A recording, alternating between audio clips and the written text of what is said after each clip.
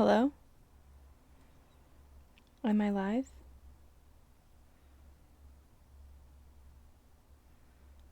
It says I am live again, even though it never said I was unalive. Well, I'm back. Arnie says I'm back. Okay. We'll take that. We'll take that I'm back. Okay, great.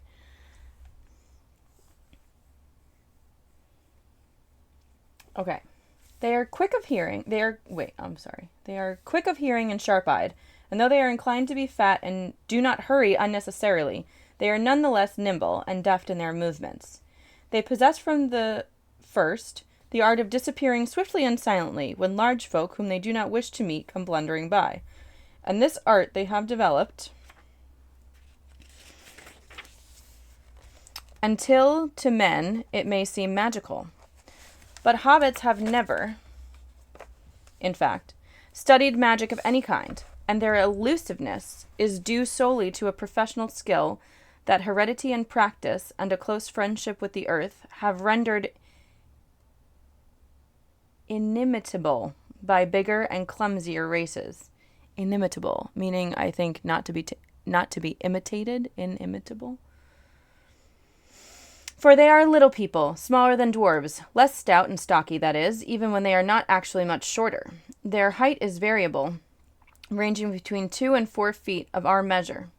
They seldom now reach 3 feet, but they have dwindled, they say, and in ancient days they were taller. According to the Red Book, Bandobras took... Bunny has gone again. Babe, we're having connection issues.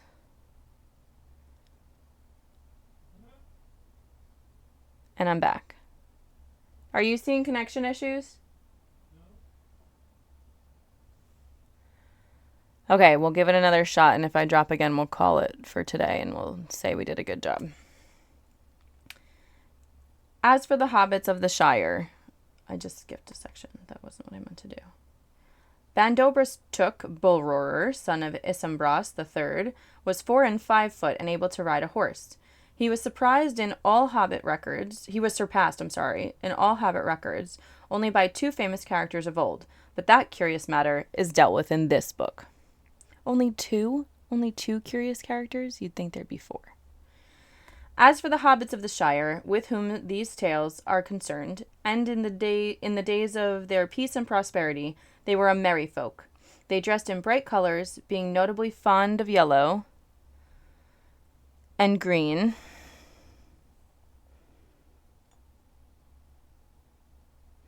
Okay, we're still here.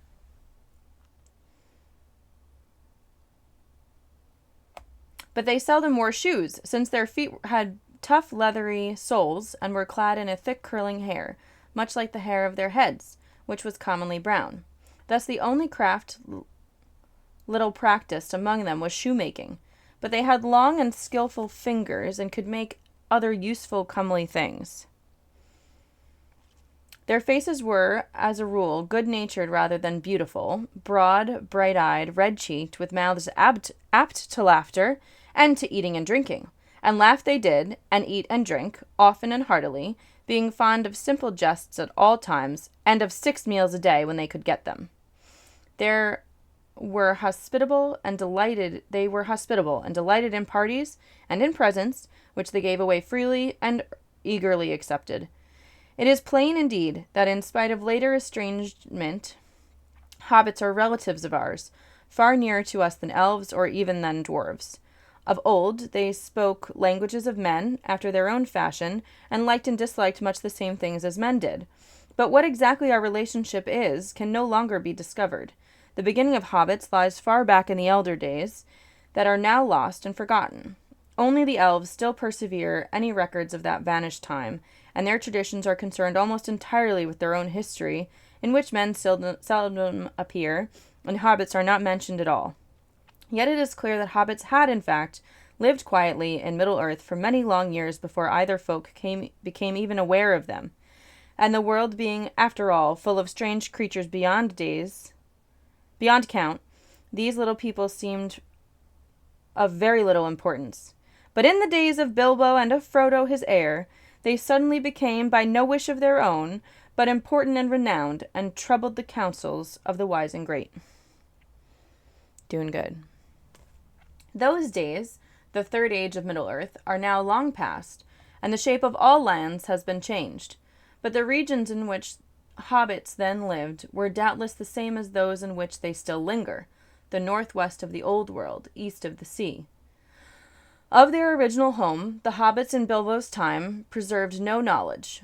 A love of learning, other than genealogical lore, was far from general among them, but there remained still a few in the older families who studied their own books and even gathered reports of old times and distant lands from elves, dwarves, and men. Their own records began only after the settlement of the Shire, and their most ancient legends hardly looked back farther than their wandering days. It is clear, nonetheless, from these legends, and from evidence of their peculiar words and customs, that like many other folk, hobbits had, in the distant past, moved westward. Their earliest tales seem to glimpse a time when they dwelt in the upper vales of Anduin, between the eaves of Greenwood the Great and the Misty Mountains. Why they later undertook the hard and perilous crossing of the mountains into Eriador is no longer certain. Their own accounts speak of the multiplying of men in the land, and of a shadow that fell in the forest, so that it became darkened, and its name was Mirkwood. Before the crossing of the mountains, Bunny needs a Ricola. And then we will cross the mountains.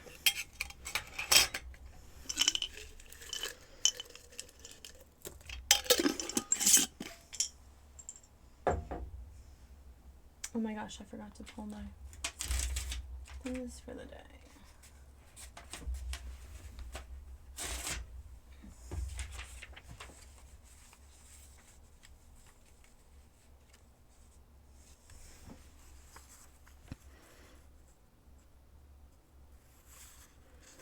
Okay, great. Here is my Ricola. Thank you for your patience with this detour.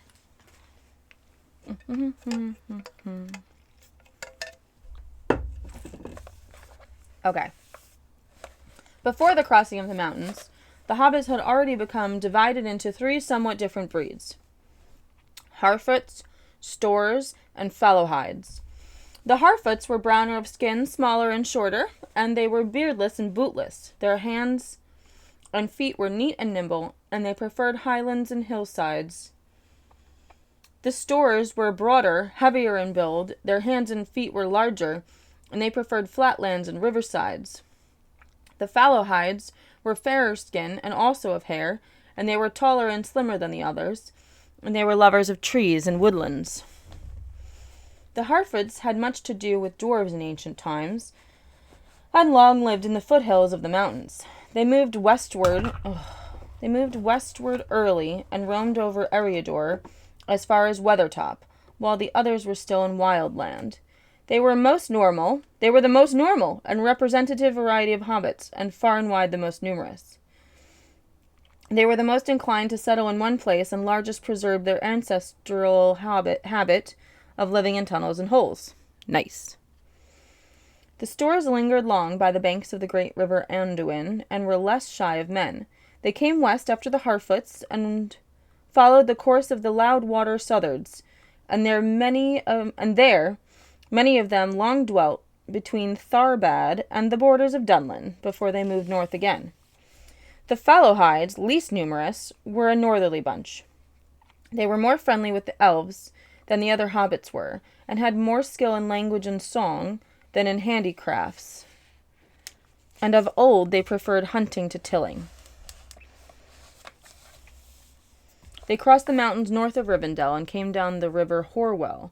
In Eriador they soon mingled with the other kinds that had preceded them, but being somewhat bolder and more adventurous, they were often found as leaders, chieftains among clans of Harfoots and Stores. Even in Bilbo's time, the strong Fallowhiddish strain could still be noted among the greater families such as the Tooks and the Masters of Buckland. In the westlands of Eriador, between the Misty Mountains and the Mountains of Lune, the hobbits found both men and elves. Indeed, a remnant still dwelt there in the Dunedain, the kings of men that came over the sea out of Westernesse, but they were dwindling fast, and the lands of their north kingdom were falling far and wide into waste. There was room to spare for incomers, and ere long the hobbits began to settle in ordered communities. Most of their earlier settlements had long disappeared and been forgotten in Bilbo's time, but one of the first to become important still endured, and though reduced in size. This was at Bree and the Chetwood that lay around it, some 40 miles east of the Shire. It was in these early days, doubtless, that the hobbits learned their letters and began to write after the manner of the Dunedain, who had in their turn long before learned the art from the elves, and in those days also they forgot whatever languages they had used before, and spoke ever after the common speech, the Western as it was named, that was current through all the lands of the kings, from Arnor to Gondor, and about all the coasts of the sea, from Belfalas to Lune. Yet they kept a few words of their own, as well as their own names of months and days, and a great store of personal names out of the past. I love that detail. They kept their own calendar names. Fantastic. About this time, legend among the hobbits first becomes history with a reckoning of years. For it was 1601st year, it was the 1601st year of the Third Age, that the Fallowhide brothers, Marcho and Blanco, set out from Bree, and having obtained permission from the High King at Fornost, they crossed the Brown River Barad-dûn with a great following of hobbits. There is an asterisk here. As the records of Gondor relate, this was Argaleb II, the 20th of the northern line, which came to an end with Arvedui 300 years later. The 20th of the northern line. That is such a funny detail. Like, this is so funny. And it's British funny, so it's, like, so dry. I just love the like, you can tell that he's just amusing himself. This is just amusing himself, and I love that.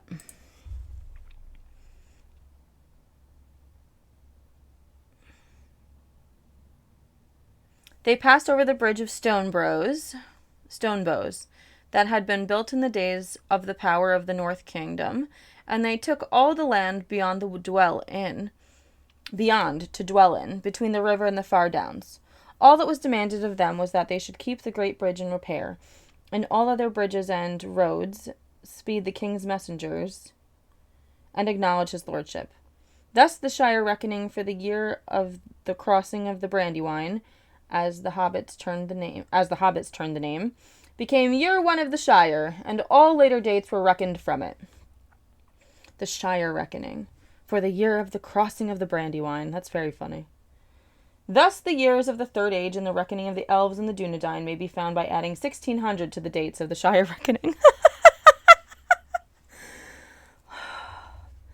At once the western hobbits fell in love with their new land, and they remained there, and soon passed once more out of the history of men and of elves. While there was still a king, they were in name his subjects, but they were in fact ruled by their own chieftains, and meddled not at all with the events of the world outside. To the last battle at Fornost with the witch lord Angmar, they sent home bowmen to the aid of the king, or so they maintained, though no tales of men record it. But in that war the North Kingdom ended, and then the hobbits took the land for their own, and they chose from their own chiefs of Thane to hold the authority of the king that was gone. There were 1,000 years.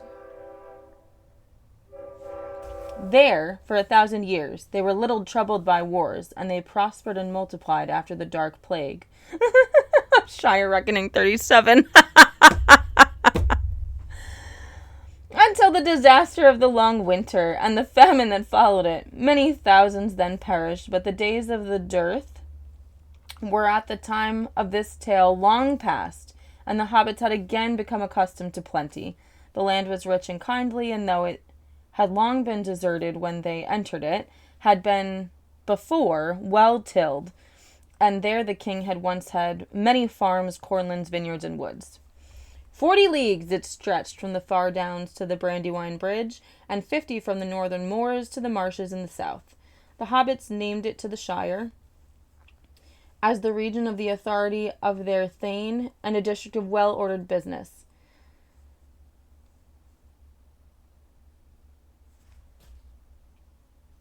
Yes. And there, in that pleasant corner of the world, they plied their well-ordered business of living, and they heeded less and less the world outside, where dark things moved, until they came to think that the peace and plenty were the rule of Middle-earth, and the right of all sensible folk. They forgot or ignored what little they had ever known of the guardians, and of the labors of those that made it possible for the long peace of the shire. They were in fact sheltered, but they had ceased to remember it. Beautiful. At no time had hobbits of any kind been warlike, and they had never fought among themselves. In olden days they had, of course, been often obliged to fight to maintain themselves in a hard world. But in Bilbo's time, that was very ancient history. The last battle, before this story opens, and indeed the only one that had ever been fought within the borders of the Shire, was beyond living memory. The Battle of Greenfields, SR 1147, in which Bandorbrus took, rooted an invasion of the orcs. Even the weathers had grown milder. The wolves that had once come ravening out of the north in bitter white winters were now only a grandfather's tale. So though there was still some store of weapons in the Shire, these were mostly used as trophies, hanging above hearths or on walls, or gathered into the museum at Michel Delving, the Matham House it was called, for anything that hobbits had no immediate use for, but were unwilling to throw away. They called a Matham. That's a great term, and we're going to bring it back right now. We're going to make a command. This is... They had no immediate use for, but are unwilling to throw away. Hold on. Bunny has to be ridiculous. Please hold. Please hold. Matham. Here we go.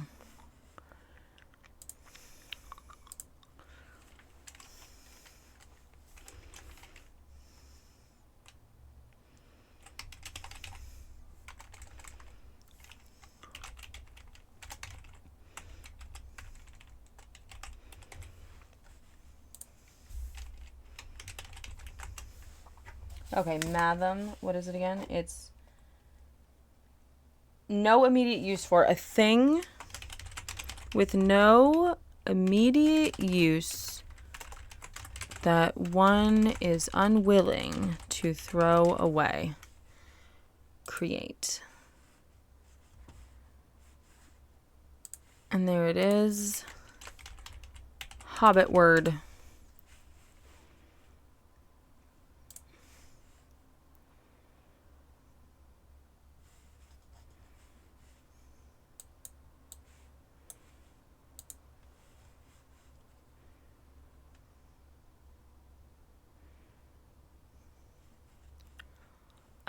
I just want to post this somewhere funny so I don't forget. New command. Hobbit word will show cool words from hobbits that we need to use IRL all the time. Okay, great. We're going to pin it.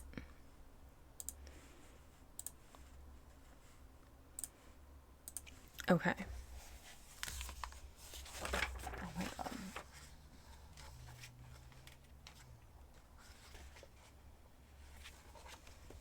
Okay, Matham. Their dwellings were apt to become rather crowded with Mathams, and many of the presents that passed from hand to hand were of that sort. Oh, I have a keychain or two like that. Hey, Uncle Stinky, welcome in. I should change my stream title so that people know what's going on.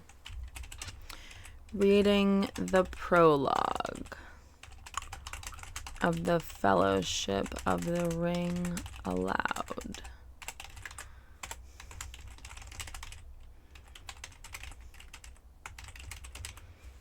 Okay, I'm updating this. Okay, I have updated the stream title so that people know what we're actually doing. Okay. Nonetheless, the ease and peace that had left this people still curiously tough. They were, if it came to it, difficult to daunt or to kill, and they were perhaps so unwearyingly fond of good things, not least because they could, when put to it, do without them, and could survive rough handling by grief, foe, or weather in a way that astonished those who did not know them well, and looked no further than their bellies and well-fed faces. Though slow to quarrel, and for sport killing nothing that lived. That's a weird way to say that, sir. They were doughty at bay, and at need could still handle arms. They shot well with the bow, for they were keen-eyed and sure at the mark, not only with bows and arrows.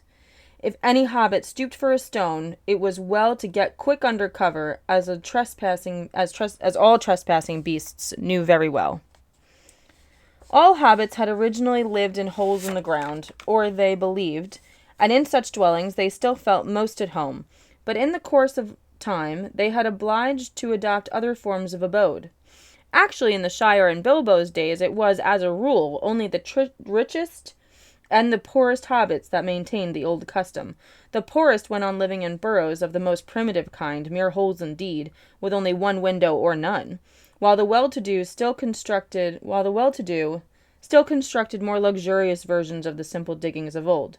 But suitable sites for these large and ramifying tunnels, or smiles, as they called them, were not everywhere to be found.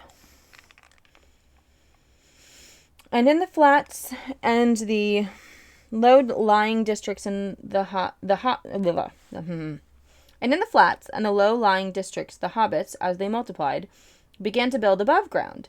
Indeed, even in the hilly regions and the older villages, such as Hobbiton and Tuckborough, or in the chief township of the Shire, Michel Delving, on the White Downs, there were now many houses of wood, brick, or stone.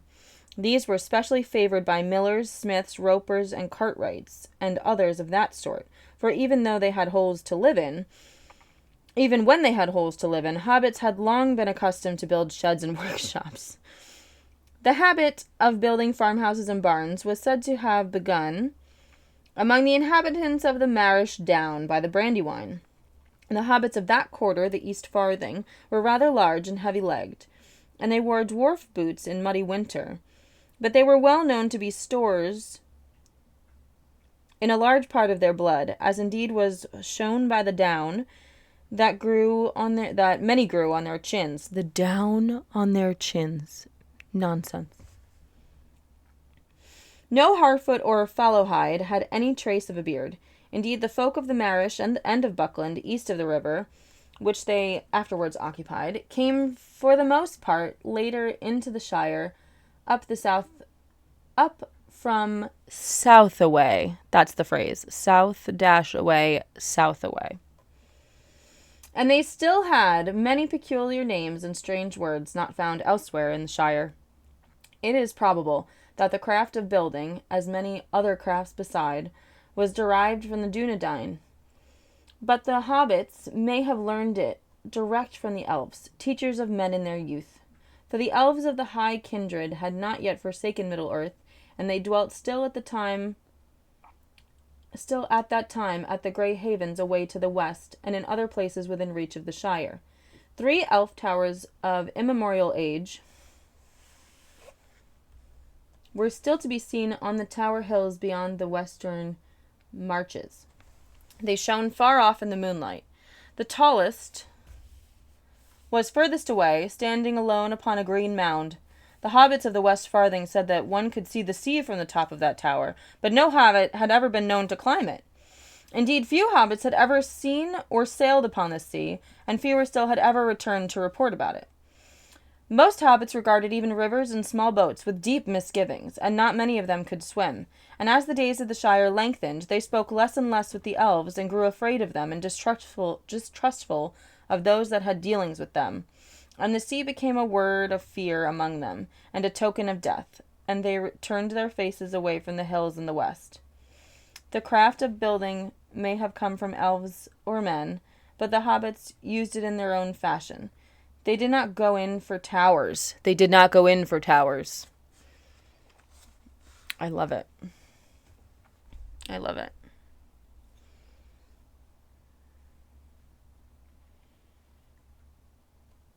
Their houses were usually long, low, and comfortable. The oldest kind were indeed no more built imitations of smiles, thatched with dry grass or straw, or roofed with turves, and having walls somewhat bulged. That stage, however, belonged to the early days of the Shire, and hobbit building had long since been altered, improved by devices learned from the dwarves and discovered by themselves. A preference for round windows and even round doors was the chief remaining peculiarity of hobbit architecture. The houses and the holes of Shire hobbits were often large and inhabited by large families. Bilbo and Frodo Baggins were, as bachelors, very exceptional, as they also in many other ways, such as their friendship with the elves. That is so funny. Just that by itself is so funny. Okay. Sometimes, as is the case of the Tooks of the Great Smiles and the Brandy Books of Brandy Hall, many generations of relatives lived in comparative peace together in one ancestral and many-tunneled mansion. You see how he is literally making a social commentary just by that note? Comparatively, they're more peaceful than normal people. Like, that's funny. That's funny. He doesn't directly say who he's comparing, but we all know. All hobbits were in any case clannish and reckoned up their relationship with great care. They drew long and elaborate family trees with innumerable branches. In dealing with hobbits, it is important to remember who is related to whom and in what degree. It would be impossible in this book to set out a family tree that included even the more important members of the more important families at the time of these tales which these tales tell of. That is a very awkward sentence. The genealogical tree at the end of the Red Book of Westmarch are a small book in themselves, and all but hobbits would find them exceedingly dull. Hobbits delighted in such things if they were accurate. They liked to have books filled with things that they already knew, set out fair and square with no contradictions. Number 2, concerning pipeweed. There is another astonishing thing about hobbits of old that must be mentioned. An astonishing habit. They imbibed and inhaled, through pipes of clay or wood, the smoke of the burning leaves of an herb, which they called pipeweed, or leaf, a variety probably nicotiana, implying nicotine. A great deal of mystery surrounds the origin of this peculiar custom, or art, as the hobbits prefer to call it. All that could be discovered about it in antiquity was put together by Meriadoc Brandybuck, later Master of Buckland, and since he and the tobacco of the South Farthing play a part in the history of that follows, his remarks in the introduction... Stoners, yeah? His remarks in the introduction of his Herb Lore of the Shire may be quoted. This, he says, I love that he says he can only quote this guy's book because he's talked about in the book. Is that not too funny? I think that's funny. I can't imagine another author justifying the use of a relevant source. You know what I'm saying? Yeah. This, he says, is the one art that we can certainly claim to be our own invention. When hobbits first began to smoke, it is not known. All the legends and family stories take it for granted. For ages, folk in the Shire smoked various herbs, some fouler, some sweeter, but all accounts agree that Tobold Hornblower of Longbottom in the South Farthing first grew the true pipeweed in his gardens in the days of Isengrim II, about the year 1070 of Shire reckoning. The best homegrown still comes from that district, especially the varieties now known as Longbottom Leaf, Old Toby, and Southern Star. How Old Toby came by the plant is not recorded, for to his dying day he would not tell. He knew much about herbs, but he was no traveller. It is said that in his youth he went often to Bree, though he certainly never went further from the Shire than that. It is thus quite possible that he learned of this plant in Bree, where now at any rate. Hold on, I just got lost. What is he saying? He knew much about herbs, but he was no traveller. It was said that in his youth he went often to Bree, though he certainly never went further from the Shire than that. And it is thus quite possible that he learned of this plant in Bree, where now at any rate it grows well on the south slopes of the hill. The Bree hobbits claim to have been the first actual smokers of the pipeweed. They claim, of course, to have done everything before the people of the Shire, whom they referred to as colonists. But in this case, their claim is, I think, likely to be true. And certainly it was from Bree that the art of smoking the genuine weed spread in the center. I think the author used his time in World War I in this book. So we had just talked about this chronology. I can't remember, when was this one published? Because the first one, it was published in 1954, so it was World War II. It was World War II. Because The Hobbit came before, it was like 20 years earlier, and then this was it was like after the Great War. And his son had been through it also. It was very interesting. This whole thing is very interesting.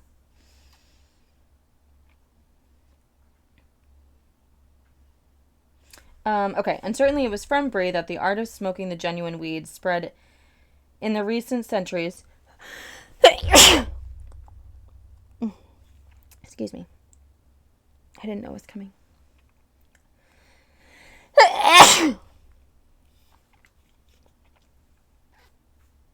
Thank you.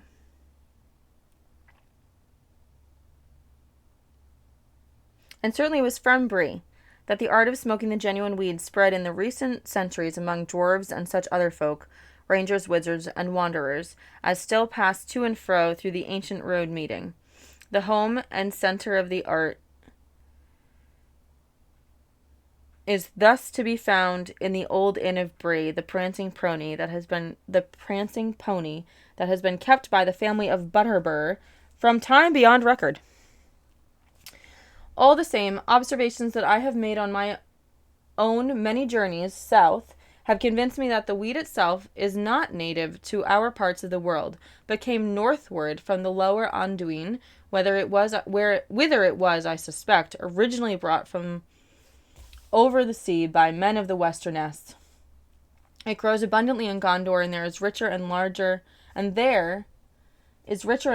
than in the north, where it is never found wild and flourishes only in warm sheltered places like Longbottom.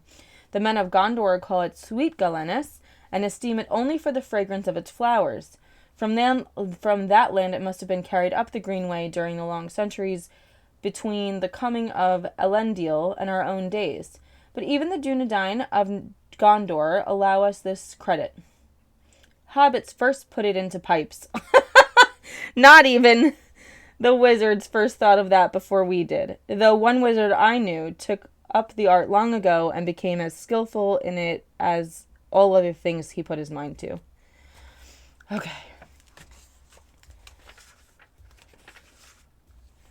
Okay, so the number 4... Okay, so the order... I remember this part, because I've done this part. Hold on, I have to blow my nose.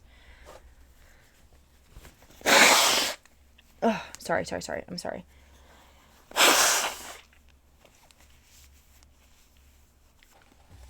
Okay.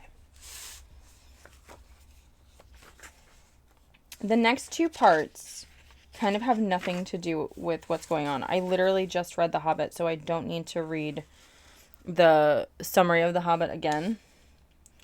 And then the next part is the wizard kind sounded like weed dealer. Yeah. Kind of does in this context, sure. And then the last part is kind of about how like Merry and Pippin's histories got into or out of the Shire records. So like I just not like critical for me right now. That was the important part that I really wanted to read today. So I just wanted to share with you the because these are J.R.R. Tolkien's illustrations. We are starting the Fellowship of the Ring. I just want to show you the illustrations since we're sharing cool things. Bunny, what the heck? I did not know you were live. Hi, Jan. Hi, here I am. We're looking at this glorious book that you gave me.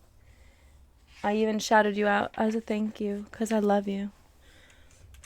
But you also, famous friend, has famous shout out. So here we have the beautiful illustration by Tolkien himself. And here is the... Did I go the wrong way? No, I went the right way. Here's the Shire map, which is stunning. So we are going to leave our reading there for the day. I'm going to read chapter 1 on my own. Tomorrow is when we're going to be doing our... 'Tis a beautiful book. Yes, it sure is. Look at this stunning, stunning volume. Just beautiful. And it comes with a beautiful map. Okay, so we are going to leave our reading there for now. Bunny's going to take a break. And I want to just get one other thing off my to-do list. I just have to decide what it is that we're going to get off our to-do list. I love you too. Well, because we finished the reading that we wanted to finish. Oh my gosh, why are you in my eyeballs? We also got another treat. Treat.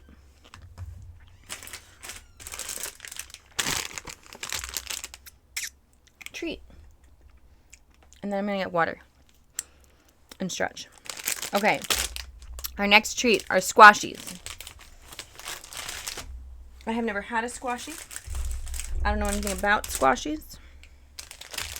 But they are raspberry and milk flavored. They are squashies by Swizzles. And we are going to give a shout out as a thank you to the wonderful Nicola of A Little Craft Room.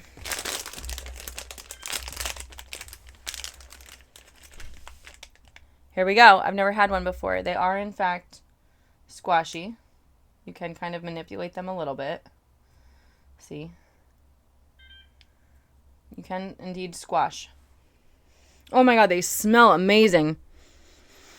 Oh, it smells like cotton candy.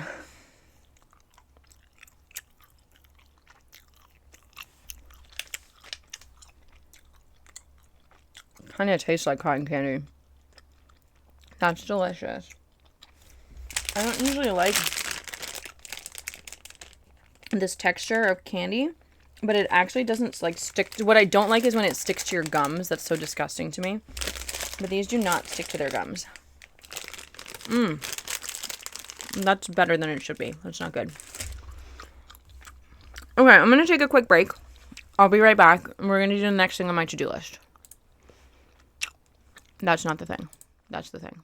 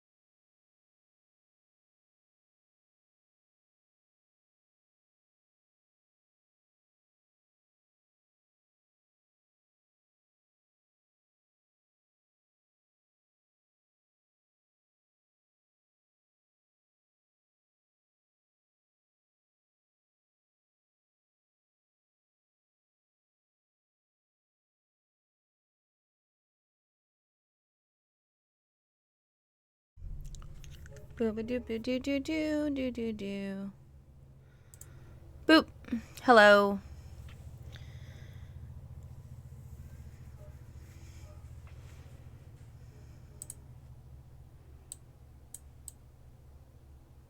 That makes me feel better. Okay. What are we going to do here?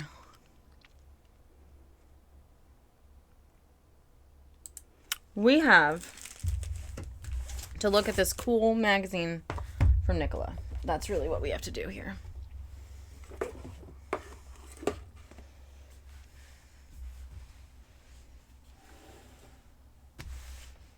That's better.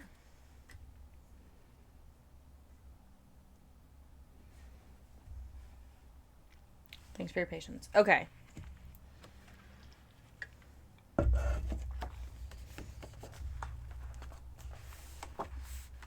Here we go.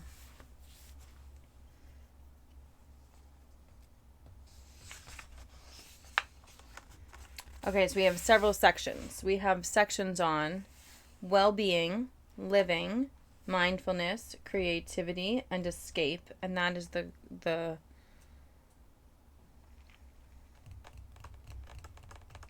is the order it looks like. That's very well organized. Nice. Whatever the goal, finding the drive to keep paddling towards it isn't always easy, but teaming up with a buddy can offer the boost required. What a lovely image. Lovely image.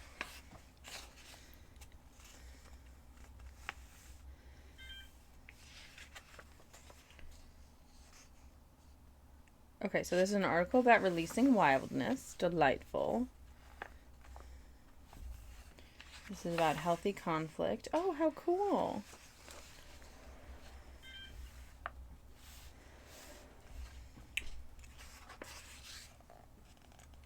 Five exercises to try with a partner. This is so cool. This is like a health thing. Very cool.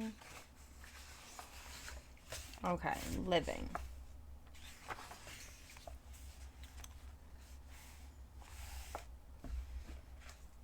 How to deal with networking events. That's so funny. I'm actually very good at networking events. Just as a fun side. Okay, we have recipes. Love it. Oh my god, this is so cute.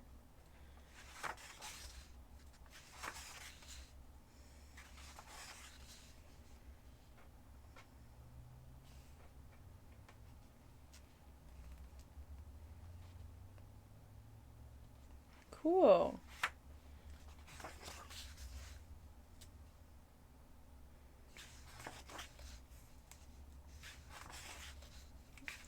Mindfulness. I think that this is the magazine I was just saying before. This is the magazine that taught me how to draw labyrinths, so I'm always interested what they have to say. This is deepening your gratitude practice. I love that.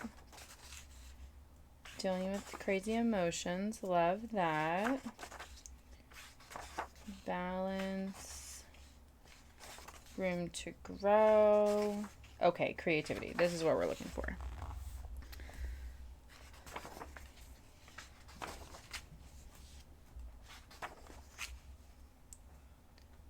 Oh, elements of chaos and surprise in your garden. So I love that.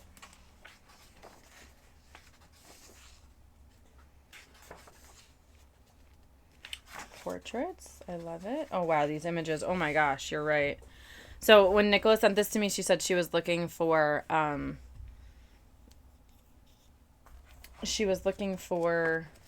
a good mix of images so that I could rip it apart if I wanted to. These are some excellent images.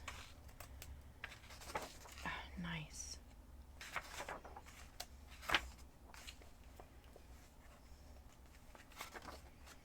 That is so pretty.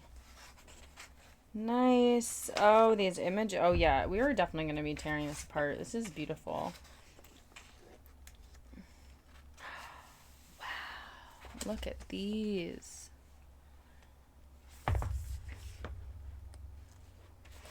Oh, my goodness. Oh, no. What am I going to pick between those two? That'll be a tricky page. Oh, I love all of these.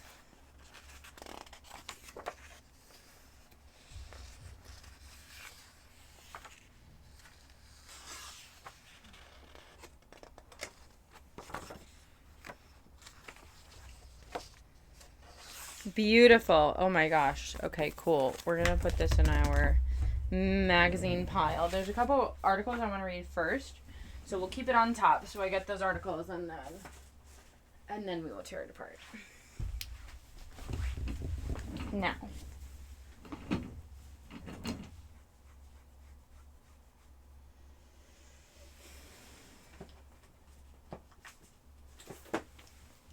This is the last thing I want to do today. On my vacation, I bought this book right before we left. It has 850 stickers in it. But now it only has 25 because I used almost all of them on vacation. There's a few pages left that I haven't used, but what I want to do is remove all of these sticker frames from all of the pages so that it's just a sticker book that I can use. My bestie got me a sticker book for Christmas.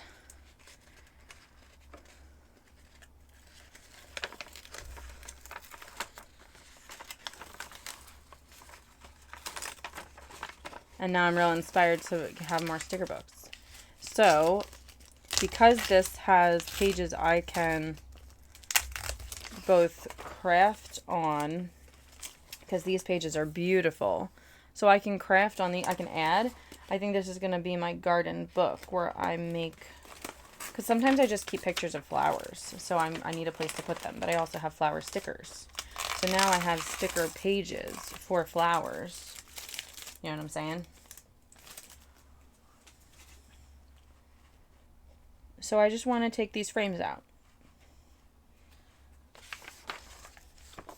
There are probably many things I could do with these frames, but we're not going to worry about it this time. There will be another sticker book that I finish, and there will be other frames to play with in the future. We're going to be comfortable with this level of waste. I have spoken. I'm obviously talking to myself, but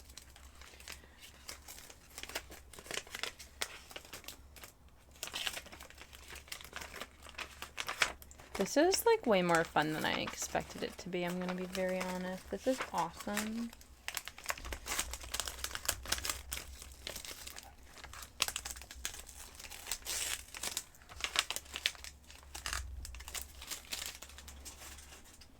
Nice. Are they all like this? Are they all two? Is this also two? No, they're not all like this.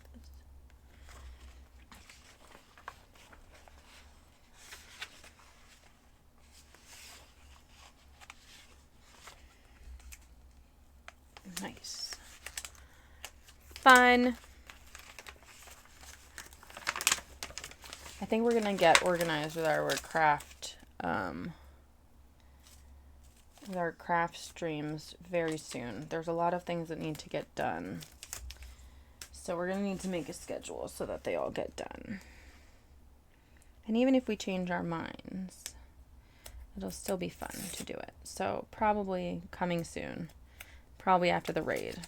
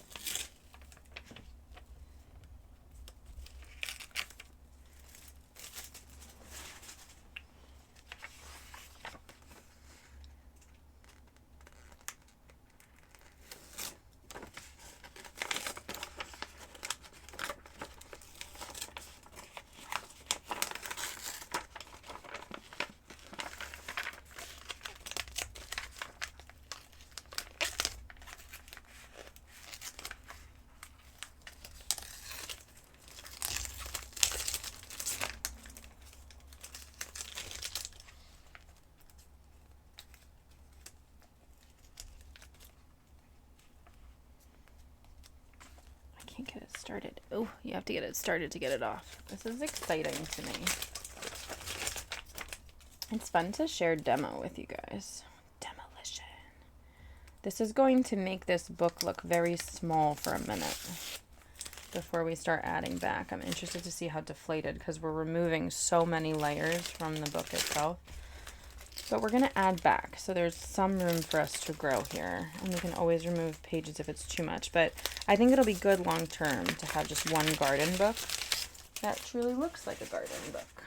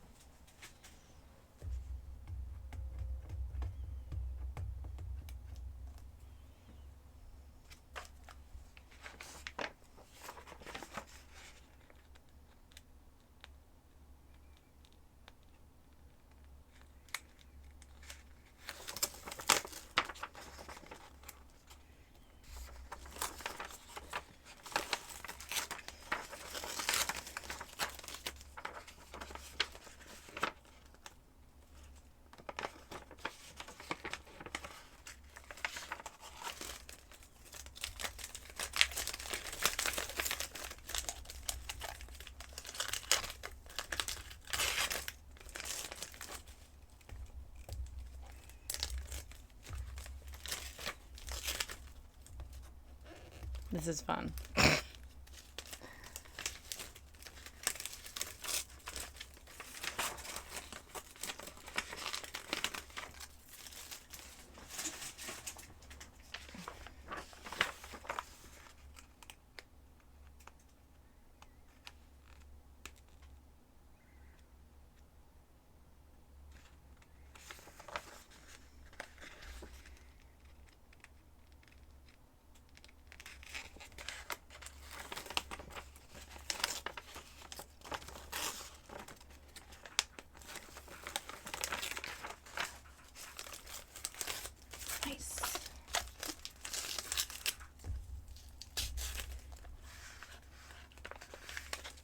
Nice.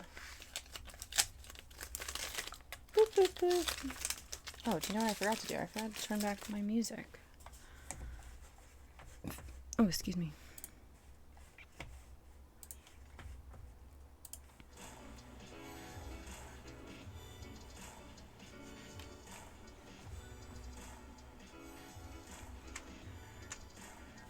Perfect.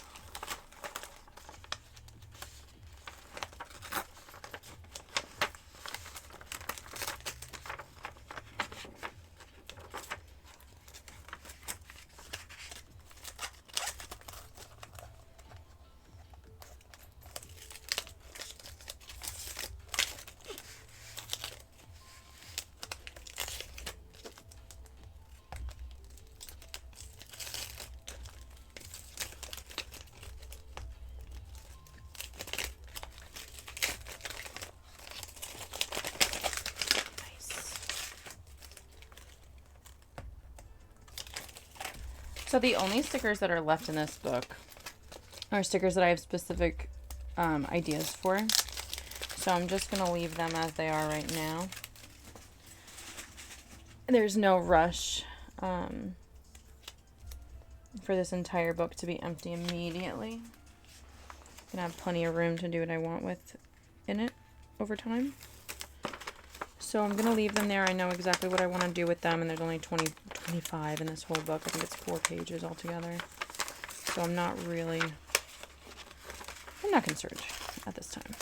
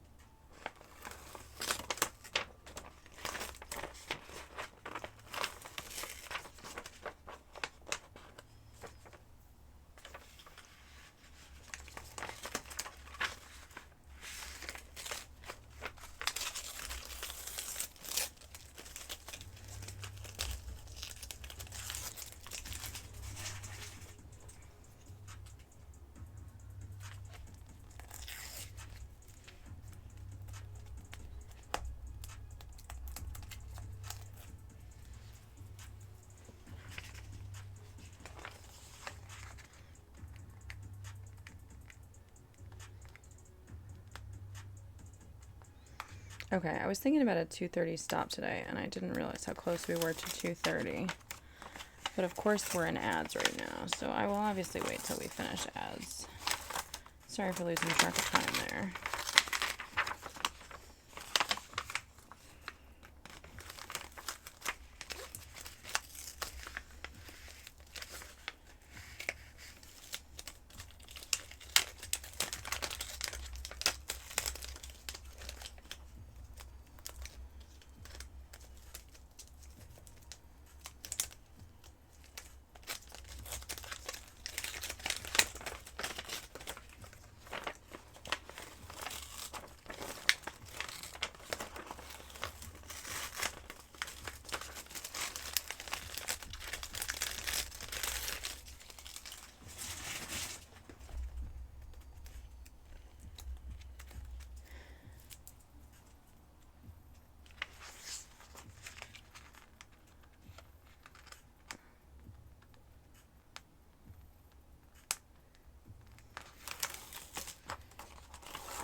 Can't believe how many stickers I used.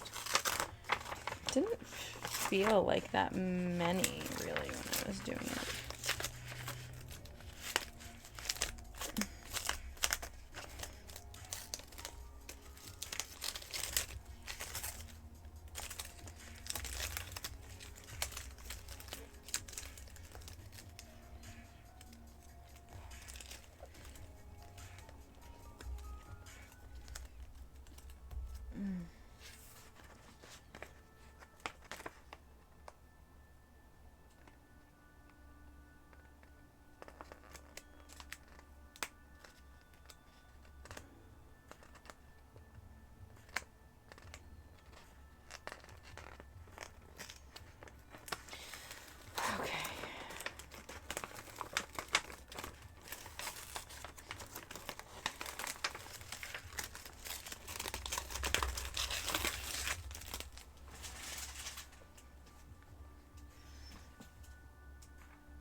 Okay, welcome back from ads.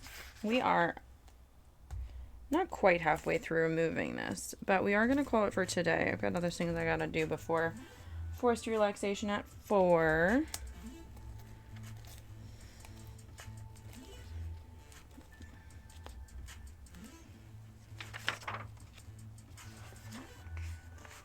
So we are going to call it here for today, even though we're not quite done. I hope everyone has a beautiful day. Thanks for hanging out. Let me see who we got out there to raid to. Oh, that didn't update. That's so weird. Okay. Twitch. Who we raiding to? Thanks for hanging out today, guys, while I got my stuff in. You know who's live is Jambone, who we haven't gotten to see in a long time in terms of raiding. So let's do that. Thanks so much for being here. Oh my gosh. And now Nicola's here. Oh my gosh. Nicola, hi. I'm so sad that I'm just about to read out. So, since you're here though, before we read out, now that Nicola's here, we've had a hobnob. We've tried the squashies for the first time we tried the squashies. And I was just about to have my club bar, which I've never had before. Listen, I love hobnobs. This was a huge treat for me. These are the kinds of hobnobs I can't get in the US. They did survive the trip. They're amazing. They're perfect. I have never had these squashies before. They're freaking delicious. I don't know what to do. I'm going to have to share them with my husband because I can't eat them all. I have never had a club bar. So we were eating these as rewards for finishing things on our to-do list. And I was going to count this as finished. So we're going to have one now anyway. Squashies are a real weakness. I've never had one before. Okay, I didn't even read this. What's in this club bar? It's a milk chocolate covered crunchy biscuit. Is it a wafer? No. Oh my god, this is delicious. Take a look at that. Oh my god. Oh, there's a problem. Nicola, this was not nice, actually. This was bad. This was bad, Nicola.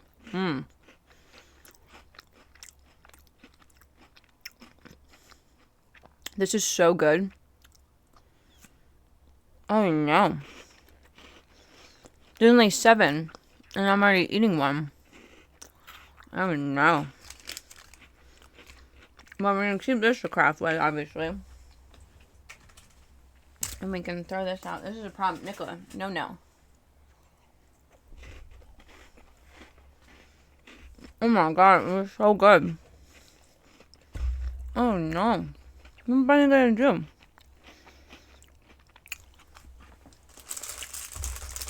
I also buy McVitie's, huh? They clearly understand. I refuse to apologize. Well, that's because you're mean, you know? It's because deep inside you know you're a mean girl. And you can't help yourself. But it's okay, because you're my kind of mean. And I appreciate it, you know? And so does Hubs, because, you know, he really likes when my butt is big, so this will help.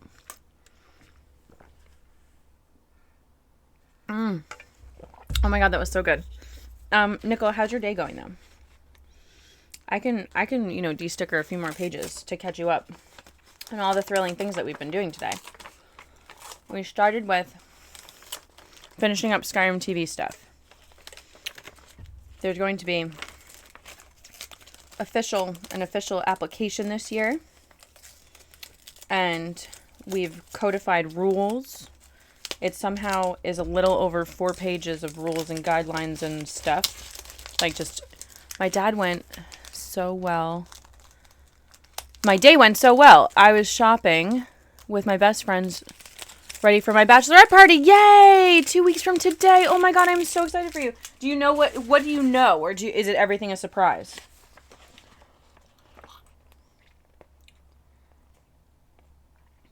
And what did you shop for today? Is there anything more exciting than prepping?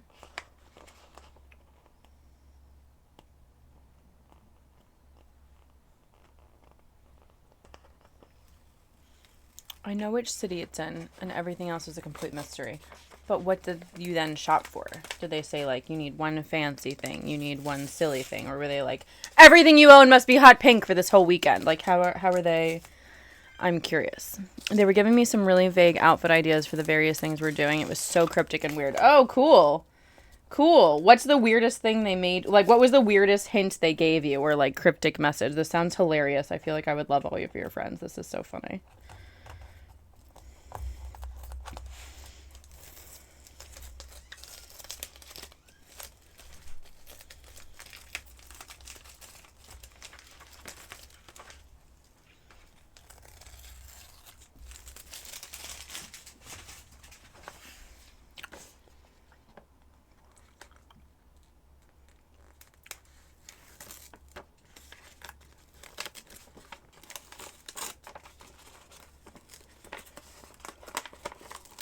I love this. I love this. I love how exciting everything is right now.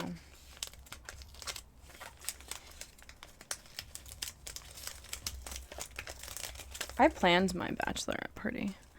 One of them was like, we need a nice outfit, but you want to be warm. You're not going to be doing loads of walking, but probably avoid heels anyway. But, like, make it a really decent, nice outfit. Not too dressy, but nice. Oh, that is... Wait, okay. Hold on. Yeah, let's back that up. Wait, so... You want it to be decently nice outfit, not too dressy. You won't be doing loads of walking, but avoid heels anyway. It sounds like you're going to be doing loads of walking, and you're going to want to be warm because you're going to be outside. And that's the, right? Like, why else, you know? How many outfits were there? It's a whole weekend? Well, you don't have to tell me what city, but... It's exciting. It does seem if I need to be relatively warm. I'm just trying to think, like, they wouldn't tell you to buy, unless it's Saturday to Monday, unless they're literally making you just, like, buy things for no reason, which I feel like your friends wouldn't do to you. I want to believe your friends wouldn't do that to you. Like, so you're gonna be walking, but they're telling you that you won't be walking. So, or is there something chilly inside? I'm trying to think if there's, like, what's a refrigerated activity? Ice skating, right? But would you in March? It'll be the first weekend in April? Are you into ice skating? Like, is that a thing that you would like, oh, I really hope we go ice skating? Do you know what I mean? I feel like they would both hate that, and I can't see either of them opting for that. Yeah, if it's not like a big part of your personality, unless it's like trending, right? You know, like sometimes weird shit is trending for fun activities. But if it's not like a trending thing, it doesn't seem like that would make a lot of sense. Unless there's like a bowling alley, maybe that's historically cold, but also you'd be working up. You're not sitting the whole time. Kind of excited for the mystery of it. Yeah, I can't wait. What a interestingly weird. I love it. That's exciting. That's cool.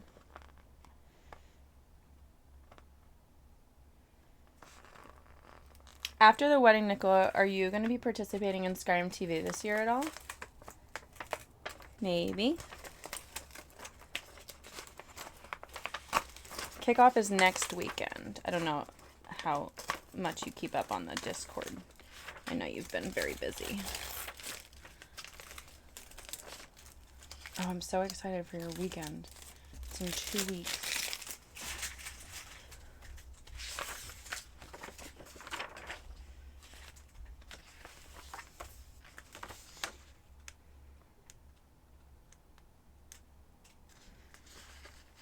That would be so great. I feel super Skyrim in autumn, so it would have to be really nice to do that. Oh, nice.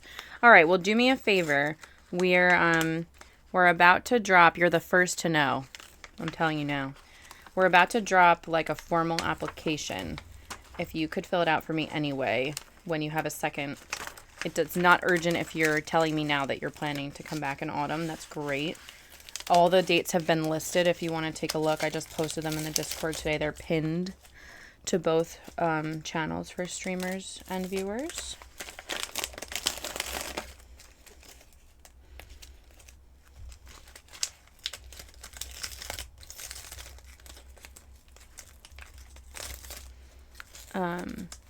I will be posting that tomorrow, probably the formal application. And we codified the rules and like regulations, and it was literally took 4 pages for me to get my whole brain on paper, which is complicated. You understand how many now that I see that there are 4 pages of things I have to tell people, it explains why I've had so much to talk to people about this year. You know what I'm saying? Because I hadn't like gotten it all out, I guess, in one place. It was really helpful to just sort of brain dump it all.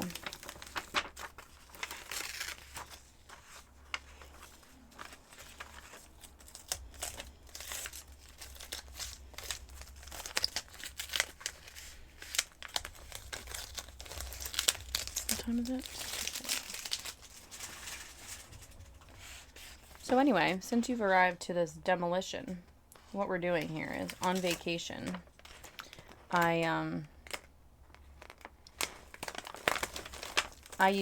This is a book of 850 stickers, and I used 825 of them. The only ones not used I'm keeping for specific projects. So I'm demoing the sticker frames from this book so that I can use the book as a sticker book. And since there's also places for me to craft upon, it will be my garden book. And then I can make gardens in a floral book. And I'll have a book of gardens. Isn't that exciting? I think that's exciting. I think I actually put aside something for a book like this recently. Because that's a space. Yeah, exactly. Exactly. And I already had put aside a bunch of stuff for a garden book recently. So,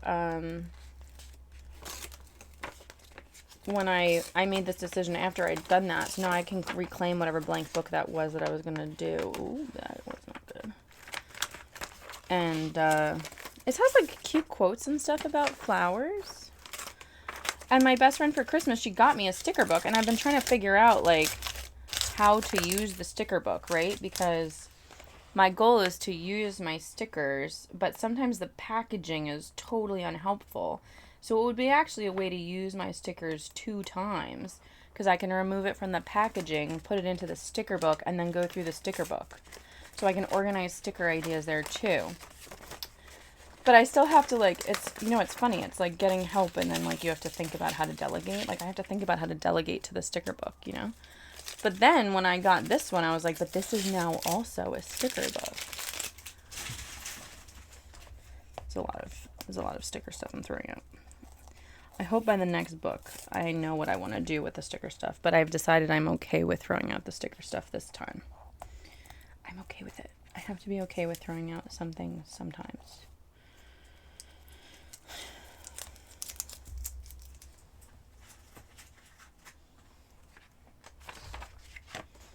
Oh, we keep this page. We're not done with that. Because it's like all Christmas stuff. Like, I can't use all the Christmas stuff. Also, I found a magazine. I bought the magazine. I thought I was going to love the magazine, and then I did not love the magazine. But I did love the look of the magazine. So I think we're going to go through possibly tomorrow morning if I wake up early enough. We'll see.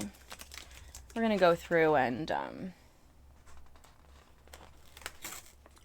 turn that book into something else. I have a whole box here of crap I wanted to use right away, and then I didn't have any energy to do it. So I now have this book that's mostly made. I can just like work into it and maybe get some of the stuff off my desk that I wanted to just quick use, you know?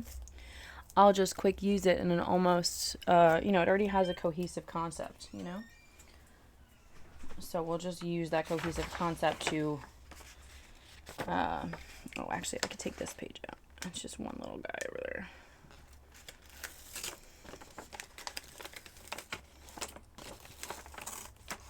I am really excited to figure out my sticker book, but I'm not ready for that yet. I think I want to do,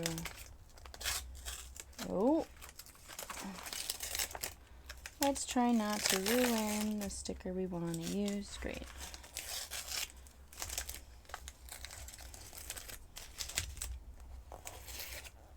Okay. How did this get so messy? What just happened? This has been going so well.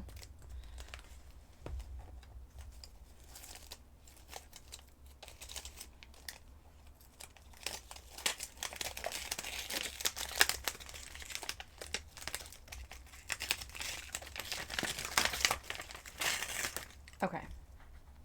Now that we've got Nicola up to date, and we're now more than halfway through the demolition, I do really maybe have to read out now. It's very easy to keep going, but you see, I say this and I'm just like immediately starting the next page. So like, is she gonna read out? It's mysterious. It's a mysterious time. Well, I guess if I can't get in here, I'm reading out. Oh no, I can get in here. I need to prep. Oh, delightful. Okay, cool. Have an awesome stream. I'm reading out. I swear it's happening. It's gonna happen. I just like really like demoing this book is the problem. I just like it. But I can continue if I wanted to. But I do need to read out. And Nicola has to prep for her stream. And we all have to go. We have lives. That is not about stickering.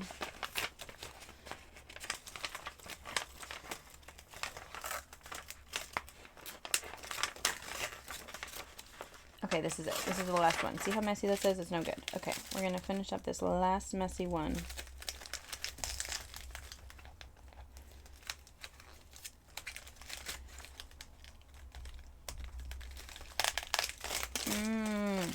Okay, great. Okay, I did it. It was super lovely to see you. Yes, even if it's just for a minute. Absolutely. And this is where, okay, great. Okay, great. I need a thing.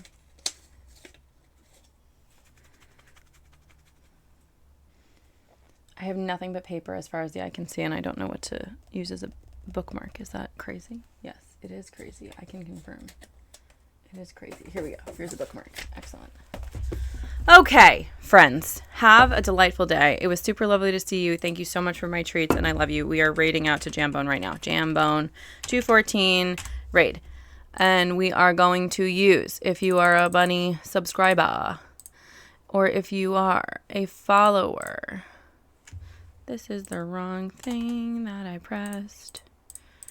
Okay, great. Bunny will use both, and I love you. Have a great day. Mwah.